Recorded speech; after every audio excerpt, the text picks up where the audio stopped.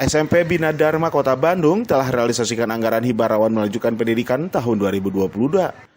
Meliputi 3 program, yaitu program investasi, personal, dan operasional. Untuk program investasi, sekolah realisasikan rehab bangunan untuk kebutuhan sarana prasarana sekolah. Sebanyak 243 siswa juga telah mendapatkan bantuan RMP.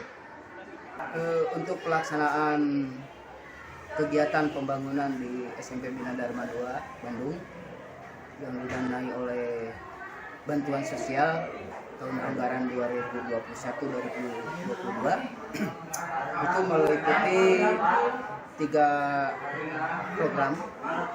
Ada program investasi, personal, dan operasional.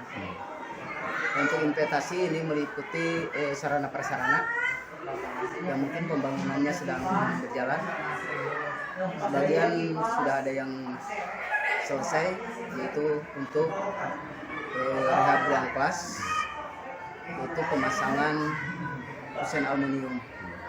Sementara untuk ruang tata usaha itu sudah hampir mendekati 95%, dan sarana lapang dan taman itu mungkin diperkirakan mencapai 60-75%. Berapa siswa yang mendapatkan RMP Pak di sini? Untuk tahun anggaran tahun pelajaran 2021-2022 itu sebanyak 243 siswa. Oke, baik. Besar anggarannya Pak izin?